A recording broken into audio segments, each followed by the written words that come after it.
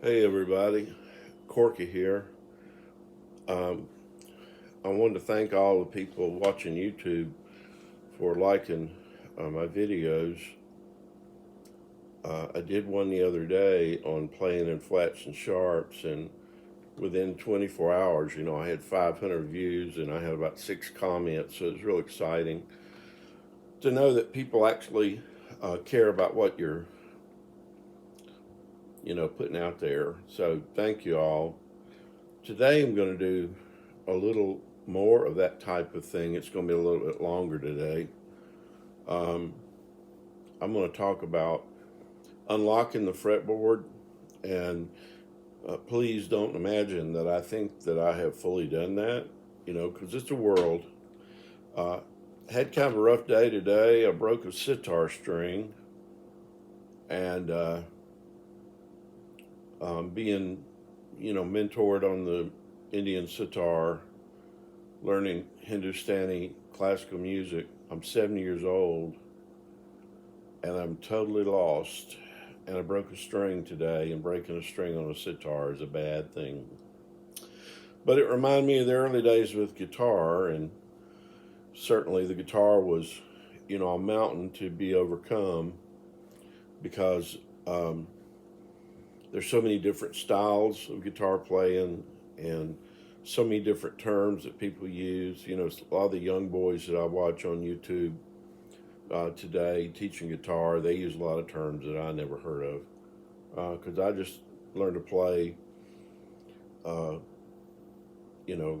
by ear and playing socially with people. And so some of the terms I'll be using will be strange to you, and don't worry about it. Just, work out your own salvation, all that. But I wanted to talk about unlocking the fretboard, because when I was talking about playing in flats and sharps on that video that got so many hits, um, it took me into a place where I learned, where I was at on the fretboard. Um, I never had any music theory training. The only time signatures I ever understood were 4/4 and 3/4, rock and roll and waltz. And now in the Indian world, I've got a whole bunch of new time signatures. So I'm done for. Y'all pray for me when you think about me. But anyway, take the. We started out in guitar, with the standard open chords, and then we hated that F, right? Like the plague. But it was really going to be the answer to unlocking the fretboard, because we could slide that F around on the neck, do Chuck Berry stuff, like that right there, and you can put it up if you're playing in C, and that was a real common rhythm and blues rock and roll thing. Surf music, in country, forming these 6 chords, and in learning these other chords, so that just by learning an F chord, that created a world for us, or as they say now, shape. You've made your own capo here, because we're not going to use capos, right? So an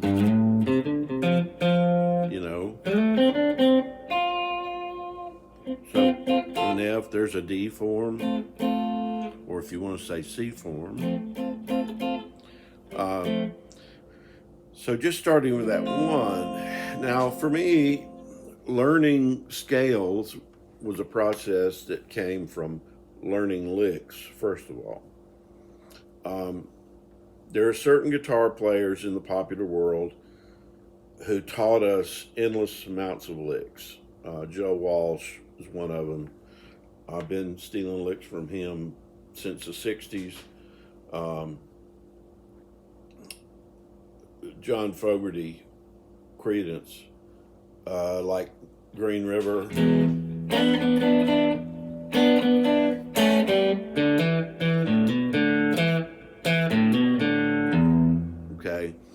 So what that did, just that one song, Green River, if you learn that lick, you learn the double stop that's in the blues scale in E. And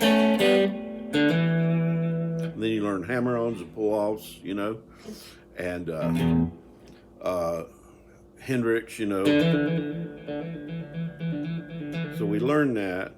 That actually comes when we heard Jimmy Page do that originally too. That we used to call that the oddly, oddly, oddly, you know.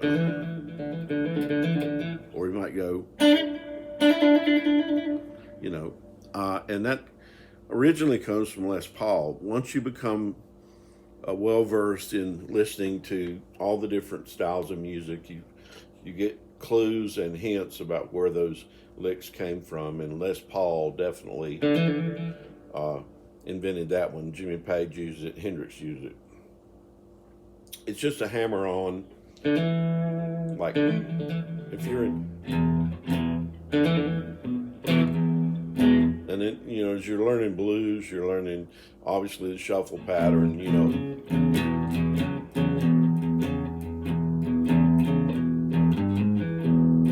You learn these different notes.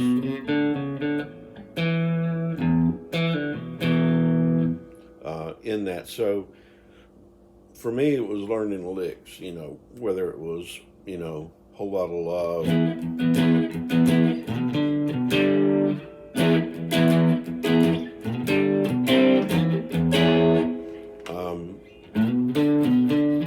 So it'd be a chord and some notes in a scale.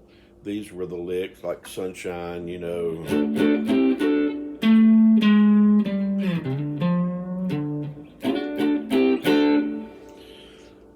And then, so there, where we would learn where the blues scale was up here in the D.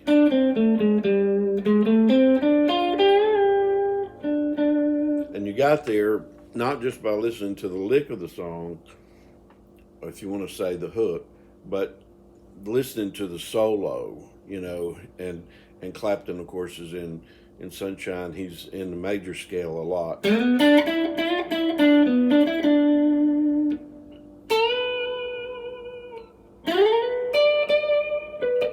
You know, he's in the major scale, which is kind of like B.B. King. B.B. King does a lot of blues playing in the major scale. And so what you'll hear Clapton do a lot of times is you'll hear him start out his solo in a major shape, and then when he comes back around for the four, if you're using the Nashville scale, the Nashville number system, in one he oftentimes is in a major, and then when he moves to the four, he will switch to the blues scale, and then when he does a turnaround on five, he may go back to the other. So variety is the spice of life, and Eric Clapton can teach you that. Because there are certain players who just hang around in one scale, and I'm thinking Keith Richards is like that, and just hang around in one scale and just be, you know, messing around in it. It's okay. There's a place for that. But for variety, you know, you want to make, so the place of the song, wherever it's played at, and the key that's played at, should open for you that key on your guitar. So that if you're in the key of D right here on the 10th fret, yeah, 10th fret, then you should be able to find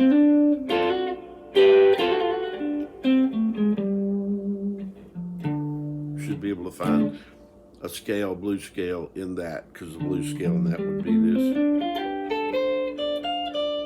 right? And then you know, a lot of times you're shopping for a sound on the guitar, a closed position versus an open position, so that, you know, a lot of a lot of the swampy songs of John Fogerty, he's going to want to use these open positions because he's wanting to,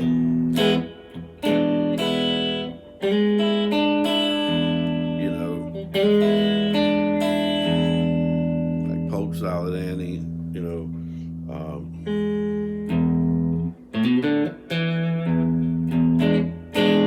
Tony Joe White, who's one of the great players. You can learn a lot about the key of E and playing American guitar by listening to Tony Joe White.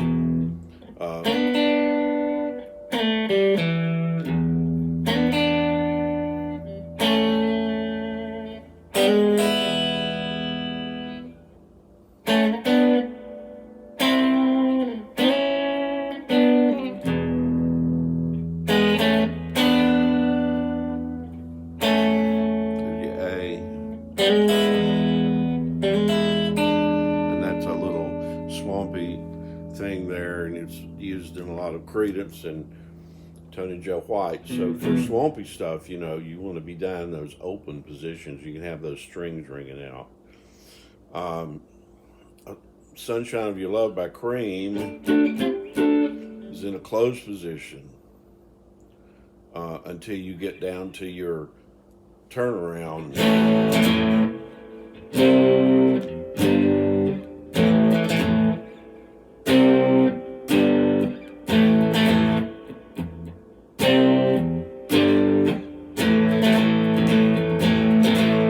That's a real important sound, that gallop there for Sunshine of Your Love, before it goes back closed, you know, like that. Obviously, we're talking about Eric Clapton, White Room.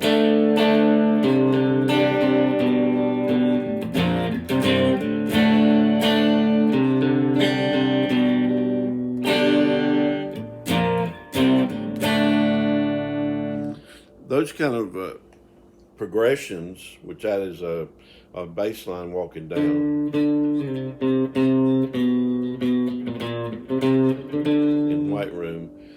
Those kind of progressions, people have written entire songs from them. Like just this Dear Prudence.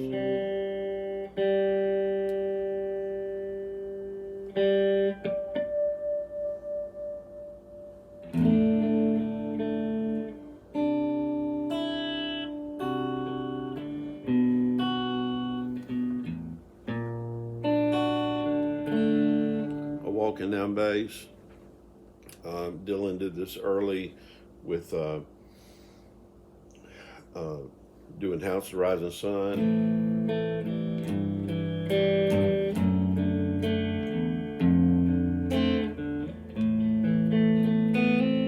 And then, of course, Harrison does While My Guitar Gently Weeps with that same kind of walk down bass progression. And people have written entire songs. I venture to say that Pete Townsend wrote the entire rock musical Tommy with these shapes.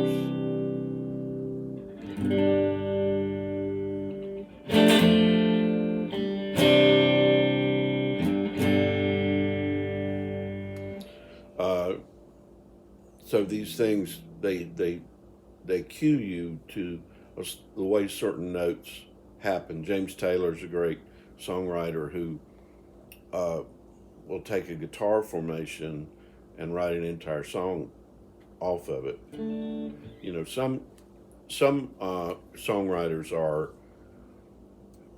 really write songs on the guitar. Other artists, like Paul McCartney, his songs sound like they were written on piano with some exceptions. Not Blackbird, obviously. He got that little trick from Donovan in India. But so songs that are written on guitar will have within the licks in the song cues for you to use scales and double stops. Double stops mean two notes at the same time, or triads. Also, power chords. Link Ray gave us the power chords.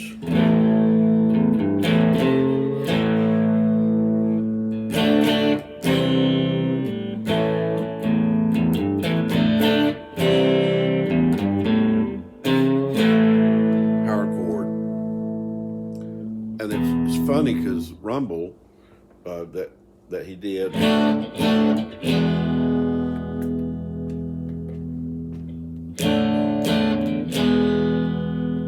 Extremely simple.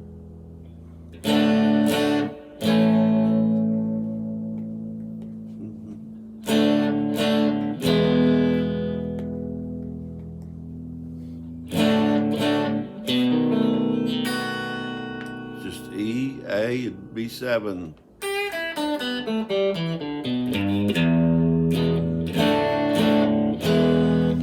So that right there will give you the entire blues scale in E, D, and A, and B7. It's just the blues scale that Link Ray did, and by doing so, he was wanting you to learn where those groovy licks are in that chord shape. Humble Pie was another band, Peter Frampton's early band, that had a lot of really great licks, like Stone Cold Fever, where you would do like, and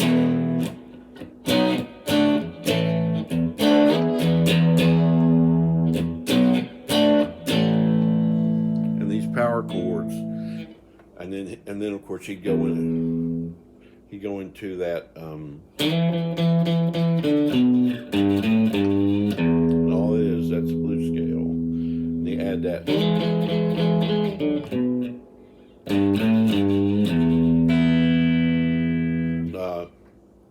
also Humble Pie. And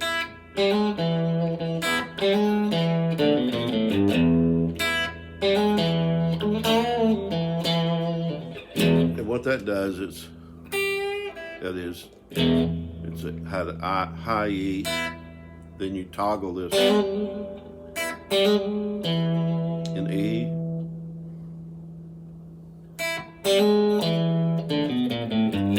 I Want You to Love Me. Yeah, great.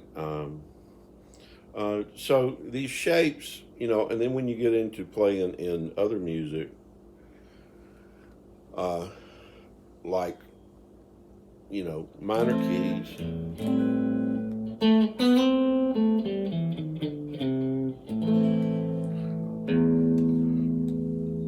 like Ghost Riders in the Sky.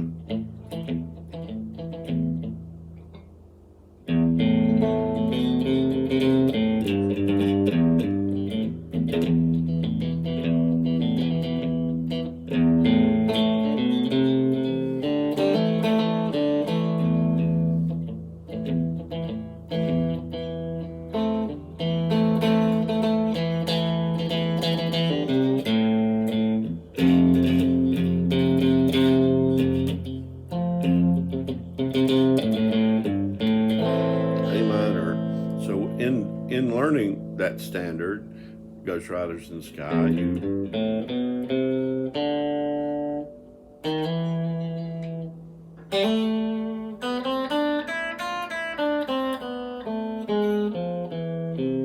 learn a minor scale by that one song, Ghost Rider, no standard.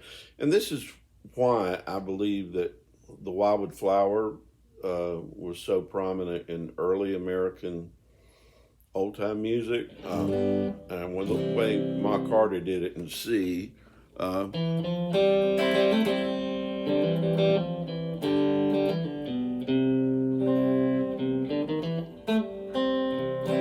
like to do it in G,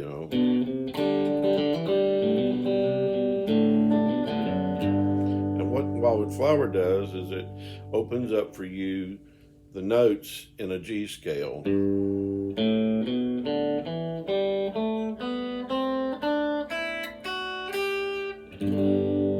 and it basically is featuring the notes that's in a G scale. If you're in G, if you're in C, it'd be C.